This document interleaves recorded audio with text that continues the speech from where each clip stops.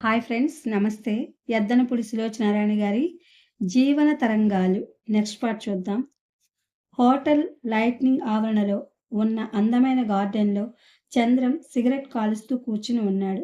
మెత్తటి పచ్చిక, అందులో అక్కడక్కడ వేసి ఉన్న గుండ్రటి టేబుల్స్, వాటి చుట్టూ రోజ్ కలర్‌లో అందంగా ఉన్న కేన్ కుర్చీలు ఉన్నాయి. దూరంగా ఎక్కడి నుంచో మృదు మధురంగా గిటార్ మ్యూజిక్ వినిపిస్తోంది. ఇంకా చీకటి బాగా దట్టంగా అలుముకోకపోయినా చెట్ల మధ్య అక్కడక్కడ నక్షత్రాల్లా మిలమిలలాడుతున్న చిన్న చిన్న రంగురంగుల లైట్లు వెలిగినాయి. కుర్చీలో వెనక్కి జారిగిలపడి వచ్చిపోయే వారిని చూస్తున్న చంద్రం చేతి గడియారం చూస్తున్నాడు. లావణ్య వస్తానన్న టైం అవుతోంది. చెప్పిన టైంకి ఎప్పుడూ ఒక 5 నిమిషాలు ముందే వస్తుంది తప్ప ఆలస్యం చేయదు. ఈ మధ్య చంద్రం లావణ్యతో పరిచయం తగ్గించుకోవడానికి నిశ్చయించుకొని దాదాపు కలవటమే మానేశాడు. కానీ వారం రోజుల క్రితం పైవాళ్ల దగ్గర నుంచి లావణ్య అనే ఈ అమ్మాయి లక్షలకు వారసురాలని, ఆ ఇంట్లో నగల రూపంలో చాలా బంగారం ఉందని, సాధ్యమైనంత ఎక్కువగా ఆ అమ్మాయితో గడిపి ఆకర్షించుకుని ఎలాగో అలా ఆ ఇంట్లో ప్రవేశించమని కోరుతూ ఆదేశం వచ్చింది. చంద్రం మనసులో మొదటిసారిగా పైవాళ్ల ఆదేశం పట్ల విముఖత ఏర్పడింది. వాళ్ళు తన నుంచి కోరుకున్నదేమిటో అతనికి సుస్పష్టంగా తెలిసిపోయింది. లావణ్యని మచ్చిక చేసుకుని ఆకర్షణలోనికి లాగి ఆ ఇంటి లోతుపాతుల్ని తెలుసుకోవాలి. చివరకు ఎప్పుడో ఒక శుభముహూర్తాన వెనక నుంచి వెన్నులో పొడిచి ఒట్టి అమాయకురాలి గుండెల్లో చిచ్చు పెట్టాలి. తను ఏదైనా చేయగలడు కానీ తనని నమ్మి నిష్కల్మషంగా ప్రవర్తిస్తున్న లావణ్యని మోసం చేయలేడు. తనని చూడగానే సంతోషంతో మిలమిలలాడే కళ్ళల్లో భయోత్పాతాన్ని, అనుమానాన్ని కలిగించలేడు.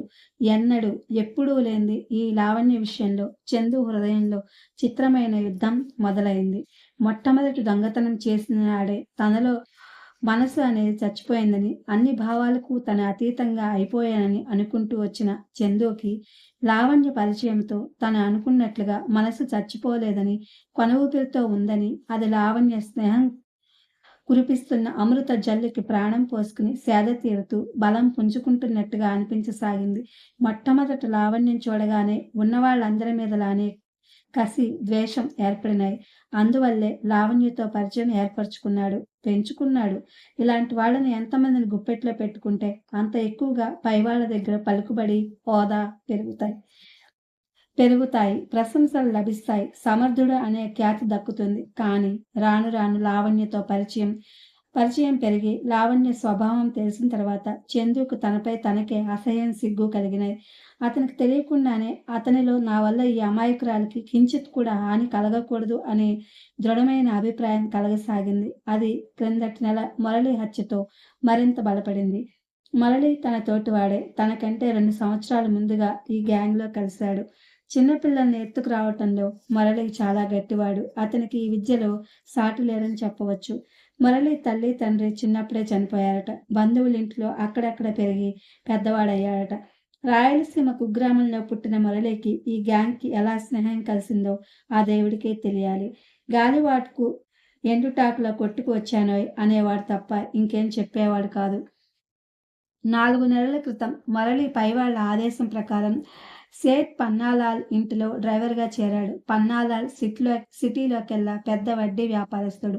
అతని భార్య చనిపోతే రెండో పెళ్లి చేసుకున్నాడు. ఆ అమ్మాయి ముట్టుకుంటే మాసిపోయేటంత అందంగా ఉండేది. మురళి ఆ ఇంటిలో చేరిన 2 నెలలకే ఆ చిన్న భార్యకి ఇతనికి స్నేహం కలిసింది. మురళి స్నేహితులుగా అప్పుడప్పుడు తను కూడా ఆ ఇంటికి వెళుతూ ఉండేవాడు. ఇంకా పసితనం వదలకున్నట్టున్న ఆ చిన్న భార్య 4 సంవత్సరాల కొడుకున్నాడని కళ్ళారా చూచిన తర్వాత కూడా తను, మురళి నమ్మలేకపోయారు. అంత లేతగా, అంత నాజూకుగా ఉంది. వయసు చెల్లిన భర్త అందులో ఎప్పుడూ ఇంటిలో ఉండడు. ఆ అమ్మాయి మురళి వైపు ఆకర్షించబడటానికి అట్టే వ్యవధి పట్టలేదు. మురళి ఆ అమ్మాయి సన్నిహితంగా, చనువుగా ఉన్నప్పుడు పైవాళ్ల ఆదేశం ప్రకారం తనే రహస్యంగా ఫోటోలు తీశాడు. ఆ ఫోటోలు పట్టుకుని మురళిని, ఆవిడని బ్లాక్‌మెయిలింగ్ చేయమని ఆదేశం వచ్చింది. పైవాళ్లకి ఎదురు తిరగలేని మురళి ఆ పని చేయడానికి ఎంత బాధపడ్డాడో తను స్వయంగా చూశాడు. మురళికి వాళ్ళ ఆజ్ఞని దాటే సాహసం లేదు. తప్పనిసరిగా బెదిరిస్తూ ఉత్తరాలు రాశాడు.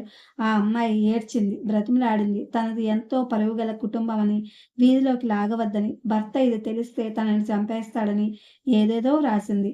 మురళికి ఆ అమ్మాయి అంటే గుండెల నిండా సానుభూతి ఉన్న ఒక్క వాక్యం కూడా పైకనడానికి వీల్లేరు. చివరికి ఆ అమ్మాయి ఆత్మహత్య చేసుకుని చనిపోయింది. తన మరణానికి ఎవరూ బాధ్యులు కారని, తన తెలివి తక్కువతనమే కారణమని ఉత్తరం రాసిపెట్టడంతో ఏ గొడవ లేకుండా పోయింది. కానీ ఆ అమ్మాయి చనిపోయే ముందు మురళికే ఒక ఉత్తరం రాసింది. ఆ ఉత్తరంలో ఏం రాసిందో దేవుడికే తెలియాలి. మురళి పిచ్చి పట్టినట్టు అయిపోయాడు. ఈ గ్యాంగ్‌కి ఎదురు తిరుగుతానన్నాడు. పోలీసులకు పట్టుబడిపోయి వీళ్ళు చేసేవి, చేయించేవి దారుణాలన్నీ బయట పెడతానన్నాడు. 2 రోజుల అనంతరం మురళిని బొంబాయి రమ్మనమని ఉత్తర్వు వచ్చింది. బొంబాయి రైలు ఎక్కించాడు తనే స్వయంగా. కానీ అతను బొంబాయి చేరలేదు. తిరిగి ఇక్కడికి రాలేదు. ఏమైపోయాడో, ఎలా మాయమయ్యాడో చివరికి తెలీదు. చందుకి నిద్ర పట్టడం మానేసింది. తను, సింగు, మురళి ఒకరంటే ఒకరికి ప్రాణంగా ఉండేవాళ్ళు. సింగుని, మురళిని ఏమై ఉంటారా అని అడిగితే అతను పెదవి విరుస్తూ, ఇంకెక్కడ మురళి, ఎప్పుడో సఫా చేసుంటారు అన్నాడు. నిజంగానా? నమ్మలేనట్టు చూస్తూ అడిగాడు. నిజంగా, నాకు నమ్మకంగా తెలుసు. ఆ మాటలు చెప్పేటప్పుడు సింగు కళ్ళ నిండా గిర్రున నీళ్లు తిరిగినాయి. చందు ఒళ్ళు జల్లుమంది. ఆ గాలితో ఆ చుట్టుప్రక్కల ఎక్కడో అజ్ఞాతంగా మృత్యుదేవత దాక్కుని అతని కోసం పొంచి చూస్తున్నట్టుగా, ఏ క్షణంలోనైనా తనని, సింగుని కూడా కబళించవచ్చు అన్నట్టుగా అనిపించసాగింది. ఆ విషయంలో మస్తిష్కంలో మెదిలినప్పుడల్లా అతని వెన్నెముక జలదరిస్తూనే ఉంది. ఈ సంఘటన జరిగిన తర్వాత అతను లావణ్యని కలవటం మానేశాడు. ఒకసారి ఒక హోటల్లో కనిపించింది. చప్పున లావణ్యుడి దృష్టిలో తను పడకముందే మెరుపులా యువతలకొచ్చేశాడు. మరోసారి ఫోన్ చేసింది. ఉండి కూడా లేడని చెప్పించాడు. ఈరోజు లావణ్య హఠం చేయటంతో అతనికి తప్పలేదు. ఇప్పుడు కూడా లావణ్య రాకముందు వెళ్ళిపోవడం మంచిదేమో అనిపించసాగింది.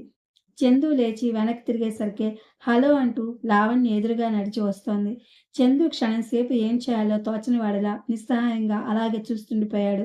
లావణ్య వయ్యారంగా నడుస్తూ వచ్చి చందుకి ఎదురుగా కూర్చుంటూ గుండెల మీద చేయి వేసుకుని, అమ్మయ్య, మిమ్మల్ని చూసే వరకు నమ్మకం లేదు, రారేమో అనుకున్నాను అంది. రావద్దనే అనుకున్నాను. కానీ చందు హఠాత్తుగా ఆగిపోయాడు. అతని కళ్ళు లావణ్య మెడ మీద నిలిచిపోయినాయి. మందంగా ఉన్న లైట్ల వెలుగులో వెలుగు చీకట్లు పెనవేసుకుపోయినట్టున్న ఆ వాతావరణంలో లావణ్య మెడలో నెక్లెస్ మిలమిలా మెరుస్తోంది. ఈ నగలాటిది ఎక్కడో చూశాడు తను. ఎక్కడ, ఎప్పుడు, ఏ సందర్భంలో అతని మనసు స్మృతి మందిరంలో జ్ఞాపకం కోసం గబగబా గాలించసాగింది. ఏమిటి అలా చూస్తున్నారు? నెక్లెస్ కొత్తదనా? నాది కాదు, నా చెల్లెలిది. అతని వైపు తృప్తిగా చూస్తూ గోముగా అంది లావణ్య. చాలా బాగుంది. తను తదేకంగా చూడడానికి సంజాయిషీ ఇస్తూ అన్నాడు. దీన్ని గురించి ఈరోజు ఇంట్లో పెద్ద రాద్ధాంతం జరిగింది. ఎందుకు? నీకున్నవి చాలవా అంటారు నాన్నగారు. ఎప్పుడూ మనవి అన్న వాటికంటే మనవి కాని వాటి మీదే మోజు ఎక్కువగా ఉంటుంది. అవునా? చంద్రం తల ఊపాడు. లావణ్య మెడలో నుంచి నెక్లెస్ తీసి అతని చేతికిస్తూ, దీనికో ధర కూడా ఉంది. దీనికో కథ కూడా ఉంది అంది. ఏమిటా కథ? లావణ్య క్లుప్తంగా, సికింద్రాబాద్ స్టేషన్‌లో ఒకతను దొంగిలించాలని దీని ప్రయత్నం పట్టుబడిన వైనం చెప్పింది. చంద్రం చెవుల్లో హోరులాటిది మొదలైంది. నెక్లెస్‌ని చూస్తున్న నెపంతో దించిన కళ్ళని ఎత్తలేదు. అతని గుండెల్ని ఎవరో బలంగా పిండేస్తున్నట్టు అనిపించసాగింది. నా దగ్గర పెట్టెలో ఎక్కడో ఆ పేపర్‌లో పడిన ఫోటో కటింగ్ ఉండాలి. ఈసారి తెచ్చి చూపిస్తాను. ఉత్సాహంగా, ఆసక్తిగా వర్ణించి చెప్తున్న లావణ్య ఇంతలో బేరర్ వచ్చి దూరంగా టేబుల్ దగ్గరున్న ఒక ఆవిడ పిలుస్తుందని చెప్పడంతో తిరిగి చూసింది. ఆవిడ లావణ్యం చూడగానే నవ్వి దగ్గరకు రమ్మనమని సౌజ్ఞ చేసింది. చచ్చాం, మిస్సెస్ జోగీందర్. ఈ మధ్య క్లబ్‌కి వెళ్ళడం మానేశాను. సంజాయిషీ ఇచ్చుకోవాలిప్పుడు. ఒక్క నిమిషం, ఇప్పుడే వస్తాను అంటూ లేచి వెళ్ళింది. చంద్రన్ చేతిలో ఉన్న నెక్లెస్ వైపు రెప్ప వేయటం మర్చిపోయిన వాడిలా చూడసాగాడు. నుదుటి నిండా చిరుచెమటలు అలుముకున్నాయి. అతని మనసంతా విషమయంగా మారిపోయింది. క్షణం క్రితం లావణ్య క్షేమం పట్ల అతనికి కలిగిన సదుద్దేశం నామరూపాలు లేకుండా నాశనమైపోయింది. ఇది ఫ్రెండ్స్, ఎద్దనపూడి సులోచనారాణి గారి జీవన తరంగాలు. Thank you for watching.